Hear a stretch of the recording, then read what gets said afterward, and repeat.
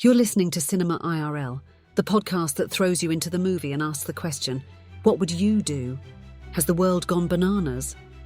In episode 10, Amber and Scott cover Kingdom of the Planet of the Apes, a couple of white people discussing slave-like conditions. This won't go badly, will it? And now, Cinema IRL.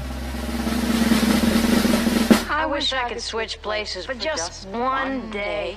You find yourself in the unique position. What would you do? Put yourself in my shoes. How do we handle this? What would you do? What would you do? How do you want to handle this? What would you do? Put yourself in my position. What would you do? Now it's your turn. Together, apes strong. Kingdom of the Planet of the Apes. In a world which apes are the dominant species, living harmoniously, and humans have been reduced to living in the shadows, a new tyrannical ape leader builds his empire. One young ape undertakes a harrowing journey that will cause him to question all that he has known about the past and to make choices that will define a future for apes and humans alike. So, first of all, just as an aside, I deal with stocks as a day job thing. And for those of you who have in any way, shape, or form followed like the meme stock rally thing, like the fact that meme stocks are doing a 2021 thing again right now. And for the most part, the people who are fueling this are basically nicknamed the Apes. Ah. So together, apes strong. I am so amused that we're doing this episode in the middle of this little rally right now. Okay. So yeah, no, this is a long-standing popular franchise, and it's had several installments. some better than others. Yeah, this one, the CGI on it, oh my gosh, so impressive. Yeah, I mean, cinematically, it was a beautiful movie for sure. And I'm not going to say it was a bad movie. I think the movie was fine.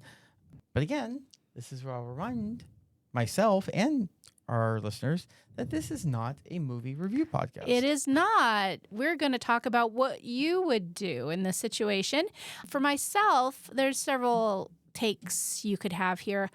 I'm going to take the place of the young ape Noah, who wound up having to save his village mates who were basically captured and enslaved to work for the empire building ape, who put them in a labor camp essentially to put his pet project to have them work on it. So if I was living in a village and someone came in and abducted my family and my friends and whisked them off to a slave labor camp, I'm sure I would do the same as Noah as trying to track them down. But that was no easy feat. Yeah, and it's interesting. I guess I'm probably going to take more of the echo/human stance on this as well, because... So explain a little bit about who she was. Yeah, basically, at a certain point, there was a virus that got created by man,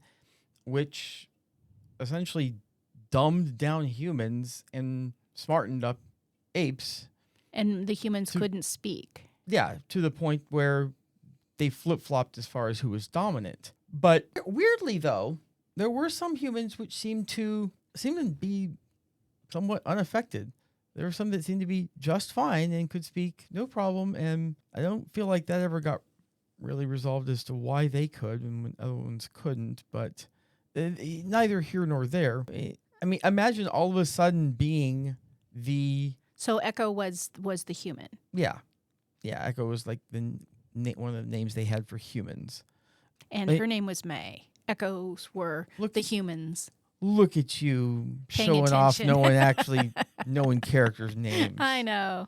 But no, from I suppose in many ways this is, I mean, you need only look at pre-Civil War America to see a ton of similarities of, having one class of beings being dominant and superior over another, at least in society's minds. I mean, it's not that far off from slavery, except, it's not even really except, because obviously the pre-Civil War slaves were taken from Africa where they were fine, They were like, we're good. We've got our lives. You don't mess with us. Over to America, where they then became imprisoned. I think you've gone down a rabbit hole here. You were talking about if you were May, the human being. Well, I mean, I'm more taking the human stance in general, but the idea of you were on top and now you're not, which for obviously like a generation you experience, but after a few generations, you're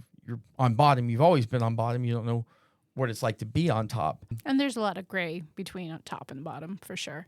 Oh, yeah. I mean, for sure. But I mean, like, go from being completely free, can do what you want, and you are generally the lord of your environment, to you are now subject to the whim of others. Yeah. And doing, and I feel like that would just be, I don't know. I couldn't do it. I mean, I guess there's the phrase like live free or die. And in many ways, I kind of could understand that. Like, I wouldn't want to live that life. I would. Well, the humans weren't really, in the film, they weren't enslaved to any degree. They were just reverting to their most primitive caveman type self, with grunting, not being able to logic or communicate, with the exception of that pocket of people in which May ended up being a part of, which, as you said, they didn't really explain why, that they either weren't affected or how they came back from being in that more vegetative state. I mean, but they were hunted and sometimes enslaved. I mean, it appeared. Yes.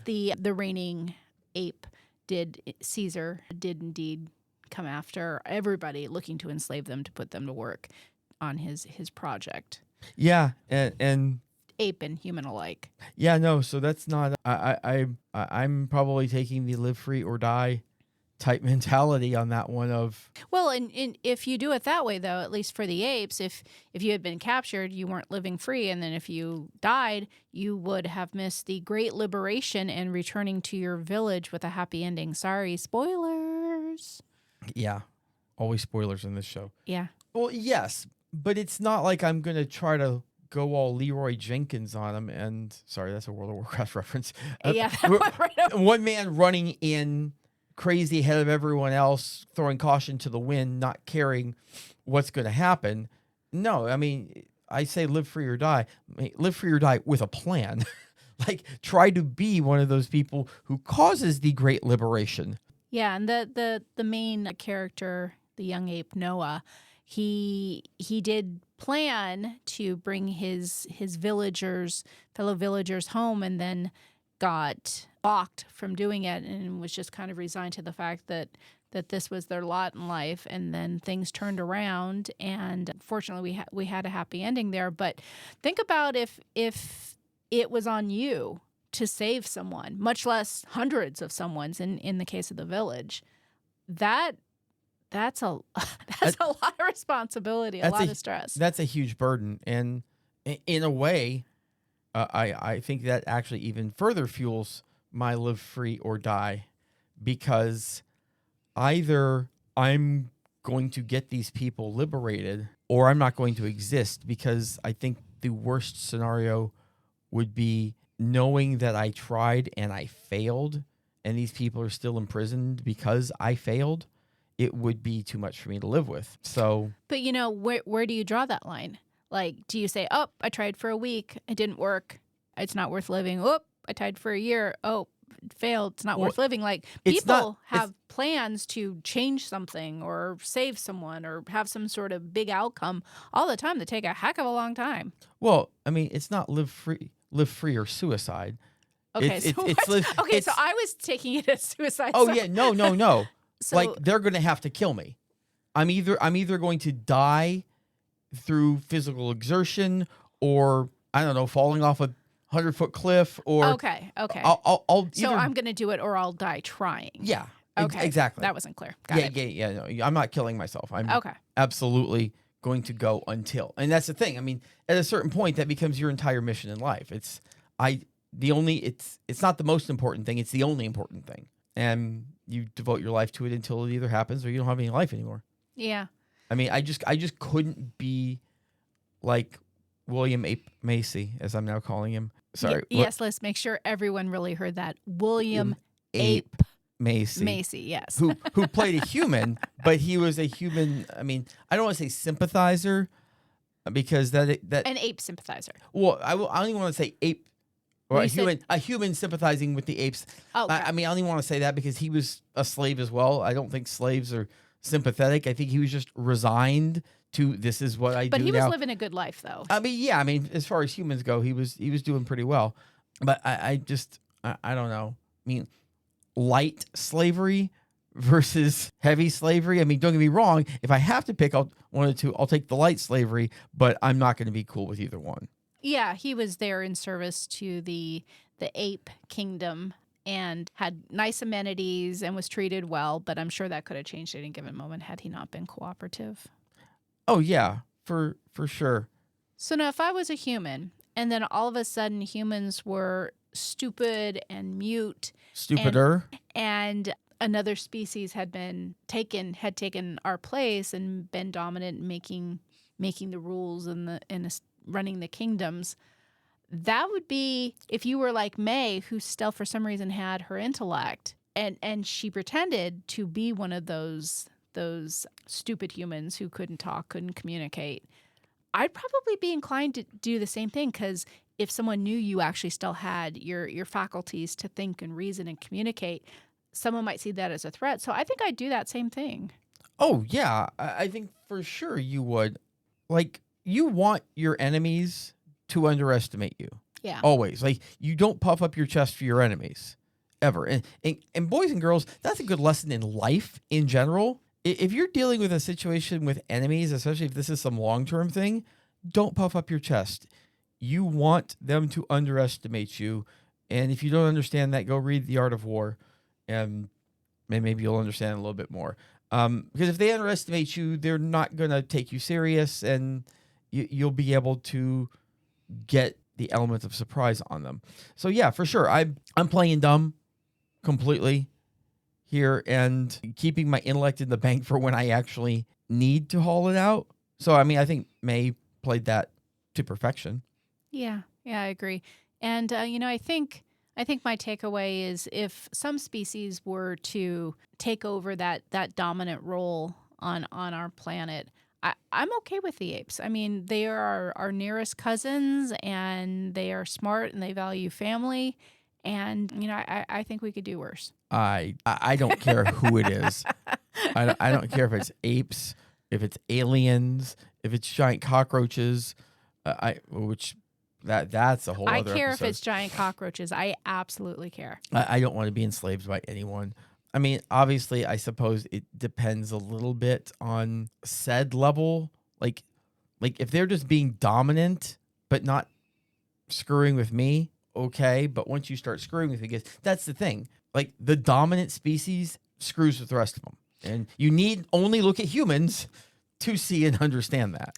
Yeah. The thing, though, is with the different clans, like Noah's clan, they were the eagle clan, and they worked with eagles, and they lived their lives, and they weren't exerting their dominance over others. It was just the power-hungry regime that was. So, any faction of any species can step forward to be the dominant ruler, and everybody else is, a live and let live kind of mantra. Yeah, well, sometimes you're Switzerland and sometimes you're Russia. So, And sometimes you're an ape. We hope you enjoyed our episode. Thank you for listening. And to catch all the new episodes, please subscribe. We release 2 to 3 episodes weekly, so we'll have new content regularly. Until next time.